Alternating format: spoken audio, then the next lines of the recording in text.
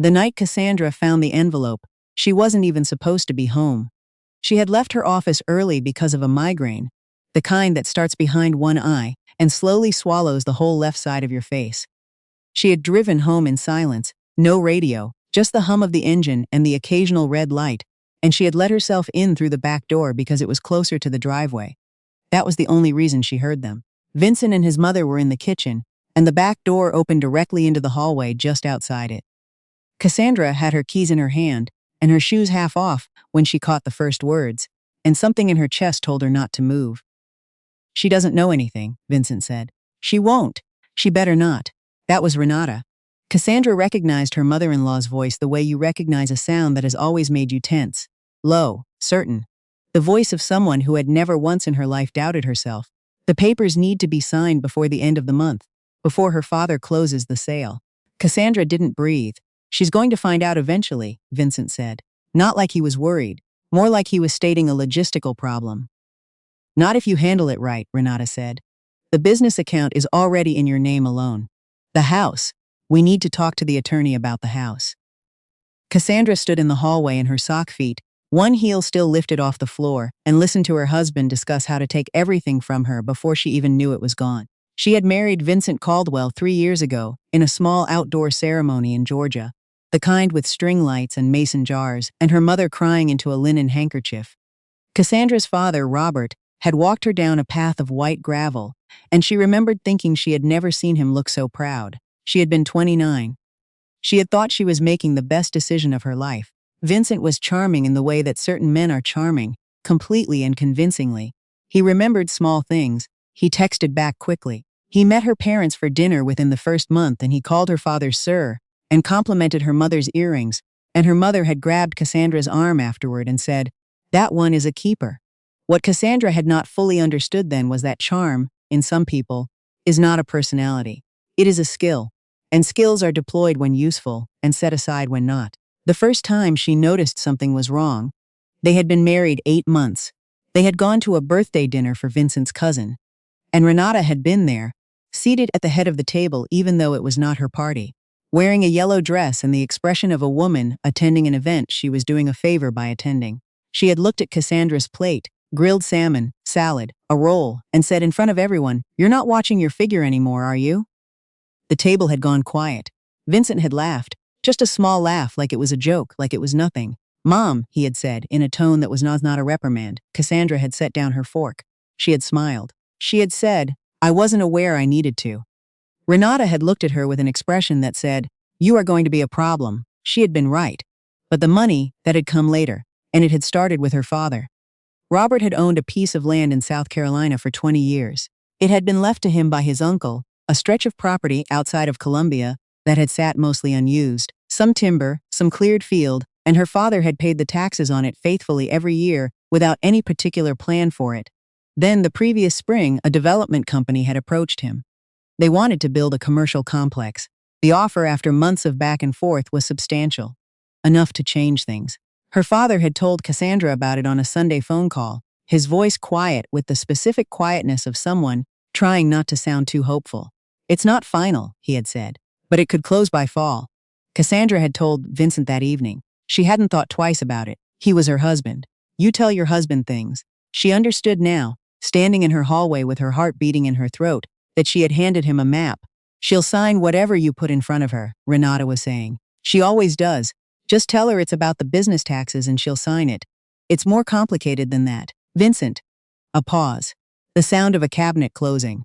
"I did not raise you to be timid. You want your name on that house before her father's money makes her think she has options. Women with options get ideas." Cassandra pressed her back against the wall. She had options. She hadn't known it until right now, but she did. She put her shoes back on. Quietly, she eased the back door open and stepped outside and sat in her car in the driveway for 23 minutes. She did not cry. She felt something much colder than tears. A clarity, almost physical, like stepping into air conditioning on a brutal August afternoon. The kind of cold that makes you think clearly whether you want to or not. She drove to a coffee shop 2 miles away. She ordered a tea she didn't drink. She sat in a corner booth and opened her phone and searched for family law attorneys in Atlanta, and she wrote down 3 names in the Notes app, and then she called the first one. The attorney's name was Michelle. She answered on the second ring. Cassandra explained, in a low and even voice, what she had just heard. Michelle asked a few questions. At the end, she said, "Don't sign anything. Don't tell him you know. And come in Thursday morning." "Okay," Cassandra said. "One more thing," Michelle said. "Do you have access to your financial accounts? Joint accounts, anything with your name on it?" Cassandra thought about the savings account they had opened together 2 years ago. She had assumed it was still joint. She said she would check. "Do that tonight," Michelle said. Quietly. She went home an hour later and acted like herself, or the version of herself that Vincent expected. Warm, a little tired, asking about his day. He told her about a meeting that had run long. He complained about the traffic on 285. He did not mention the conversation in the kitchen, and neither did she, and they ate dinner side by side at the kitchen island, and Cassandra watched his face and understood, for the first time, how thoroughly she had been misreading it. He was not troubled. He was not conflicted. He ate his food and scrolled through his phone and talked about a show he wanted to watch. And Cassandra realized with a calmness that frightened her a little that she had spent 3 years giving the benefit of the doubt to someone who had never once extended it to her. That night, after Vincent fell asleep, she went to the bathroom and sat on the edge of the tub and opened the banking app on her phone. The joint savings account showed a balance of $41. 6 weeks ago, it had held over $14,000. She sat there for a long time. Then she went back to bed and lay down beside her husband and stared at the ceiling and made a list in her head. Thursday, she met with Michelle. The attorney was in her 50s, with reading glasses on a beaded chain, and the kind of calm that comes from having seen everything. She had a yellow legal pad, and she took notes in a handwriting that was small and precise. She listened without interrupting while Cassandra explained everything: the conversation she had overheard, the savings account, the land sale, Renata's involvement. When Cassandra finished, Michelle set down her pen. "Here's what I need you to understand," she said. "What they're doing, if it's what it sounds like, is called dissipation of marital assets. It's not just morally wrong, it's legally actionable." She paused. "But we have to be careful about timing. If they know you know, they may move faster." "I understand," Cassandra said. "Can you access any documentation? Bank statements? Anything related to the business accounts?" "I can try." She had been named a co-owner of Vincent's small consulting business when they married. A formality, or so she had thought. "My name is still on the business registration." Michelle nodded slowly. "Then you have a right to those records." Cassandra drove home and pulled up every financial statement she could access and forwarded them to Michelle's email. She did it from her work laptop, which she had always kept on a separate account. She did it in the parking garage of her office building, in her car, in 15 minutes. She was getting good at moving quietly. The harder part was pretending, not because she was a bad actor.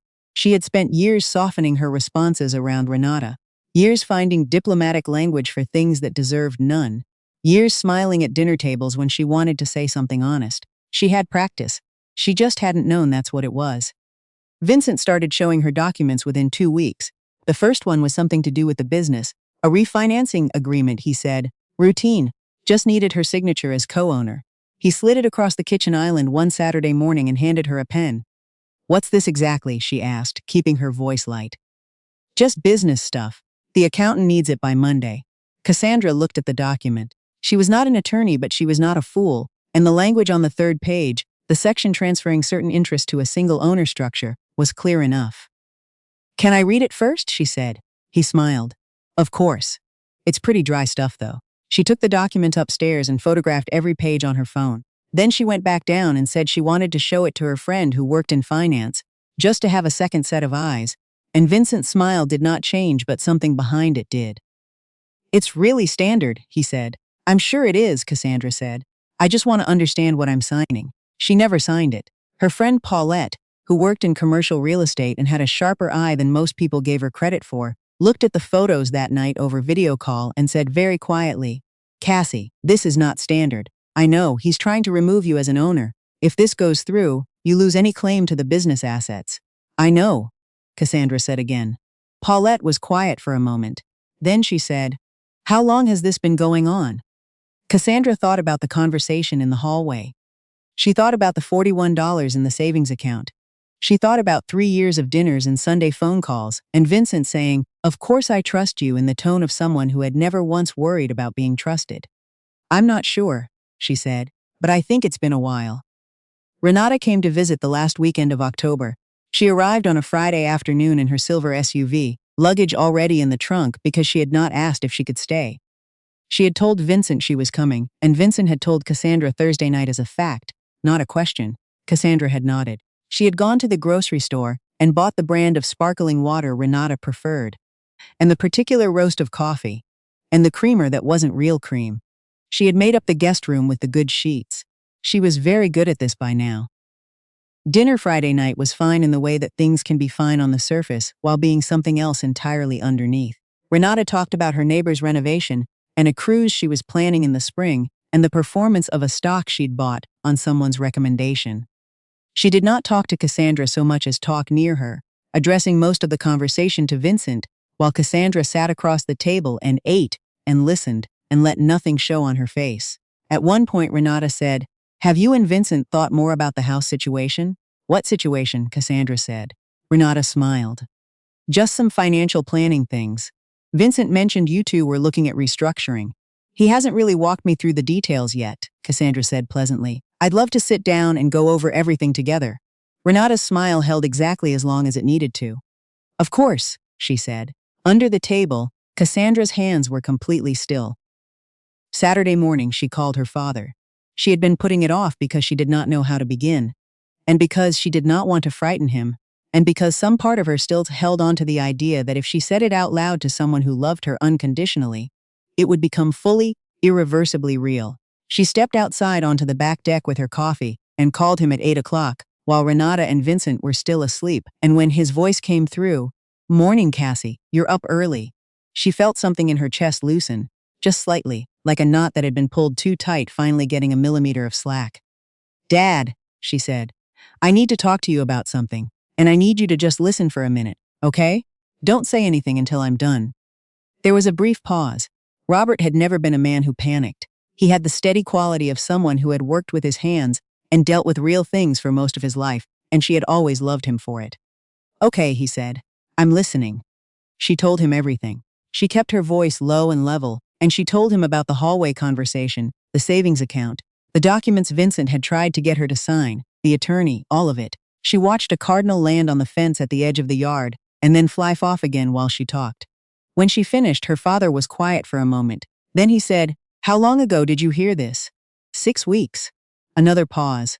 "You've been carrying this for 6 weeks by yourself. I had Michelle," Cassandra said. "Who's Michelle?" "My attorney." He exhaled slowly, not with anger, with something that sounded more like a man recalibrating. "Okay," he said, "what do you need from me?" "Not yet," she said. "I just needed you to know. And, Dad, the land sale. Don't close anything until I tell you it's okay. Already planned on it," he said quietly. "I was waiting on you." She had not expected that. "What?" "Vincent called me last week," Robert said. "Said you were looking at some investments. Asked when I was expecting to finalize things." The cardinal came back, landed in the exact same spot. "He called you directly," Cassandra said. "He did. What did you tell him?" "I told him I'd have to talk to my accountant." He paused. "I didn't say a word about timing. I thought I'd wait and see what you said first." Cassandra closed her eyes. Her father, quiet, steady, careful Robert, had waited. He had not given Vincent anything. He had held on and waited, and now here she was, and he had already known. "Thank you, Dad," she said. "Baby," he said very gently, "you don't have to thank me for that." Everything came together in November. Michelle had been thorough. She had filed the necessary documentation, established the timeline of asset dissipation, and identified the specific transactions that constituted the transfer of joint marital property without Cassandra's knowledge or consent. She had also, with Cassandra's help, confirmed that Vincent had moved funds through the business account in a pattern that would not survive scrutiny. Cassandra moved out on a Tuesday morning. She had chosen Tuesday deliberately, a workday, while Vincent was at the office, while Renata was back in her own city 4 hours away. She had arranged it all with Paulette 3 days in advance. 2 cars. 2 hours. The things that were hers, her clothes, her grandmother's dishes, the painting from her college apartment, the files from her desk, the folder of documents she had photographed and stored, and nothing that wasn't. She left her key on the kitchen island. She did not leave a note. She had spent 3 years writing careful sentences in her head, composing explanations and justifications, and carefully worded responses that would not escalate things, would not make him angry, would not give Renata ammunition. She was done writing those sentences. There was nothing left to explain. She went to Paulette's house and sat on the couch and drank coffee and breathed. "You okay?" Paulette asked. "Yeah," Cassandra said. And then, surprised by how true it was, "I actually am." Vincent called 11 times that afternoon. She let every call go to voicemail. His messages started at confused, moved through concerned, and arrived at angry with a speed that told her something she had already known, that the concern had never been the real thing, just the first costume panic reached for. The real thing was control, and she was no longer in reach of it. He sent a text at 4 o'clock that said, "Where are you? We need to talk." She showed it to Michelle, who told her to stop reading them. She did. The divorce proceedings started in December and they were not quiet. Vincent retained an attorney who sent letters suggesting Cassandra had made financial decisions without his knowledge. A claim that Michelle dismantled with documentation so thorough that Vincent's attorney had to request a 2-week extension just to respond. The business account records were subpoenaed. Renata, it turned out, had received 2 wire transfers from that account in the 14 months preceding the filing. Transfers documented, dated, and now part of the official record. Vincent's attorney made one attempt to claim the house had always been intended as his sole property. Cassandra's name was on the deed. It had been on the deed since closing. Michelle brought the original mortgage documents and said nothing further needed to be said, and the judge agreed. Her father's land sale closed in January. Robert handled it carefully with his own attorney, and the proceeds went into an account that Cassandra had no legal connection to until the divorce was final. They had discussed it. Her father had thought of everything. "You raised me right," Cassandra told him one evening on the phone. "Your mother raised you right," he said. "I just tried to keep up."